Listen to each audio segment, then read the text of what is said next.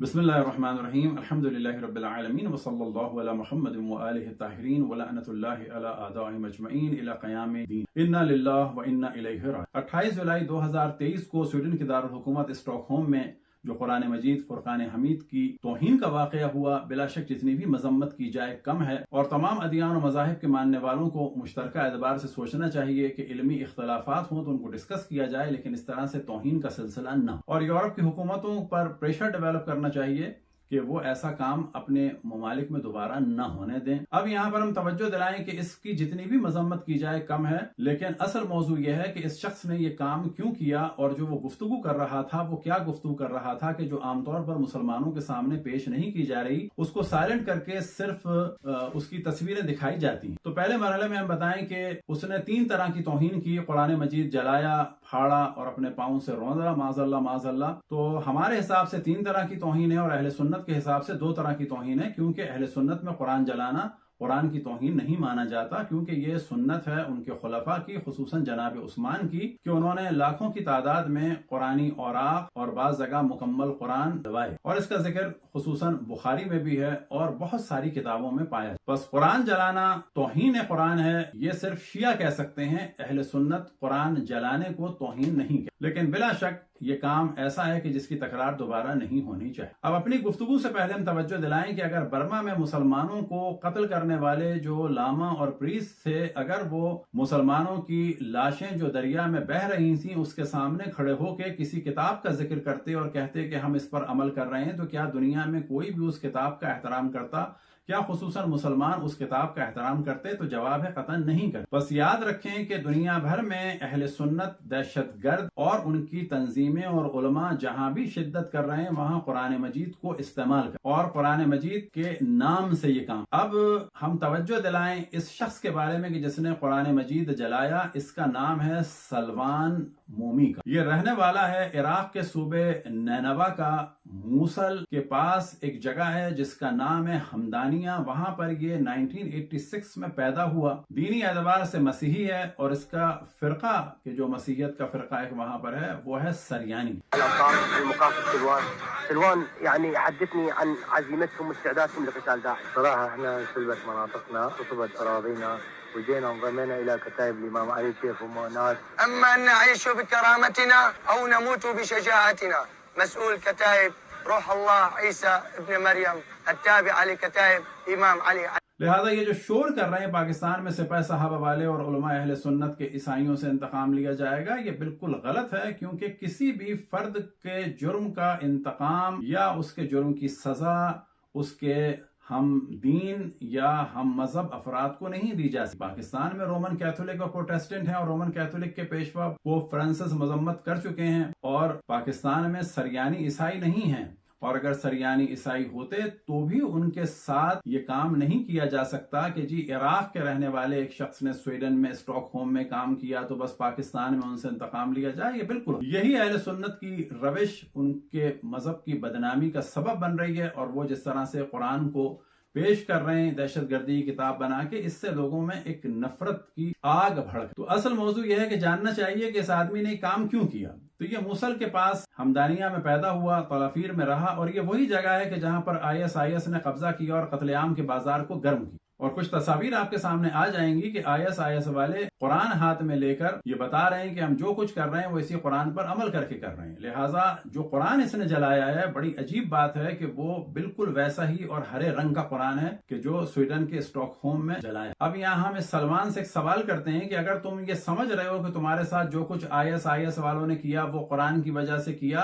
कि जो तुम गलत समझ रहे हो वो उन्होंने किया अपने बुजुर्गों की सीरत पर चलते हुए, उन बुजुर्गों की सीरत पर चलते हुए कि जिन लोगों ने रसूल की बेटी और रसूल के दामाद और रसूल की नस्ल को कत्ल। इन्होंने कुरान पर अमल करके ये सब कुछ नहीं किया। अगर कुरान की वजह से ये माज़अल्लाह सब कुछ होता जो आपके साथ और इज्जतियों के साथ हुआ, तो फिर शिया भी यही कर। आपका शियों ने साथ दिया और उनकी खवातीन की आबरुओं को बचाया। आगा सिस्तानी ने ऐलान किया और इनको हत्ता नजफ आने की दावत दी। اور شیعہ فوجیں بنا کے ان کے علاقے کا دفاع کیا، کتنے ہی مومنین شہید ہوئے ان مسیحی اور عیزتی لڑکیوں کی آبرو بچانے۔ آغا سیستانی نے حکم دیا کہ پیسہ خرچ کیا جائے ان کی لڑکیوں کو خرید کر ان کے ماں باپ تک پہنچ۔ بس یہ جو IS والوں نے ظلم کیا، یہ چیز سبب بنی کہ اس کے دل میں قرآن سے ایک نفرت، پھر ہم کہیں کہ اس کے دل میں نہیں ہونی چاہیے تھی، کیونکہ شیعوں کو بھی تو یہ دیکھ رہا تھا، دیکھنا چاہیے تھا کہ جو قرآن اور اہل بیت کے صحیح ماننے والے ہیں وہ تمہارے ساتھ اتنی محبت سے پیش آ رہے ہیں، تو تم نے کیوں قرآن کی توہین؟ اب ہمیں توجہ دلائیں کہ اس کی گفتگو کو مسلمان عام طور پہ نہیں سن رہے، لیکن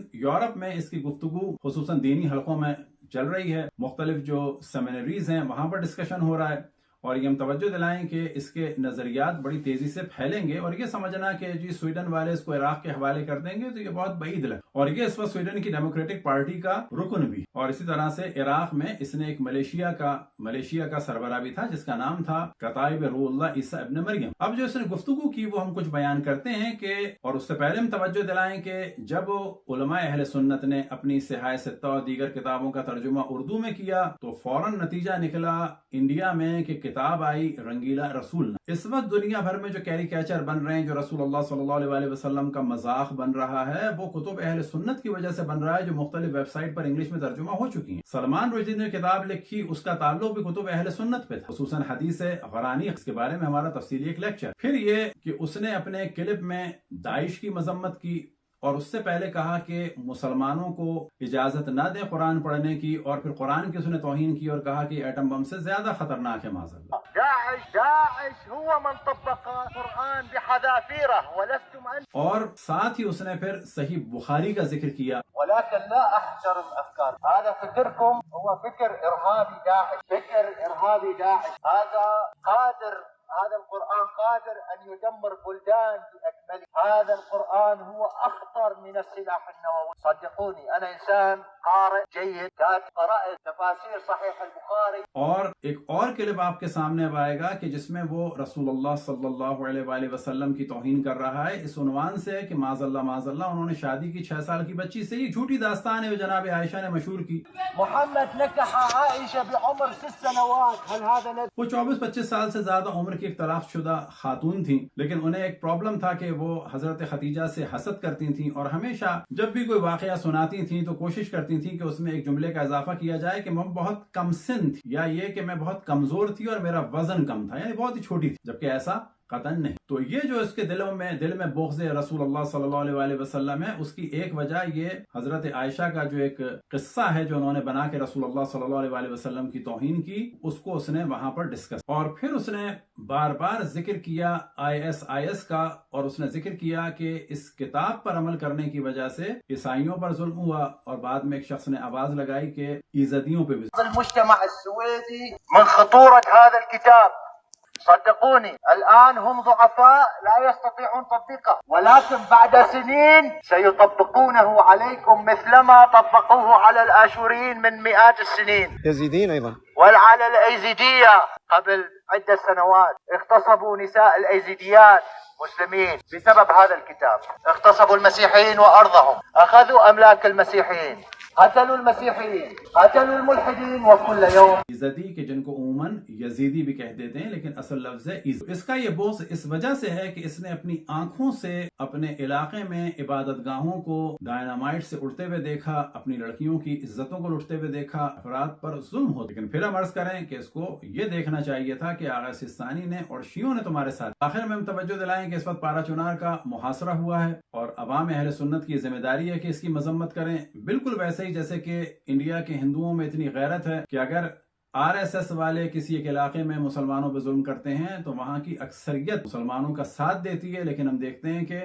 اسلامی ممالک میں جب نان مسلم پر کچھ ہوتا ہے یا رسول اللہ صلی اللہ علیہ وآلہ وسلم اور ان کے اہل بیت سے محبت کرنے والوں پر کچھ ہوتا ہے تو ایک بڑی تعداد اہل سنت کی خاموش، اس خاموشی کو ختم کرنا ہوگا، ورنہ جدید دور میں سب ہی مذہب اہل سنت کو برا کہیں گے۔ اور وجہ یہ ہے کہ مختلف ادوار میں مختلف جگہ ہمیشہ علماء اہل سنت نے اور اہل سنت بادشاہوں نے پبلک پر ظلم کیا، اور ایک پوری طویل فہرست ہے کہ کہاں کہاں کب کب علماء اہل سنت اور اہل سنت سنت نے بے قصور لوگوں کو قتل کیا، اور بڑے بڑے جینوسائڈ ایسے ہیں کہ جن کا دار و مدار خود اہل سنت علماء اور ان کے فتووں۔ دعا ہے کہ خداوند تبارک و تعالی تمام ادیان کے ماننے والوں کو توفیق عطا فرمائے کہ وہ علمی گفتگو کریں اور کسی کے بھی دین کا اس طرح سے مذاق نہ بنائیں۔ واللہ علی محمد و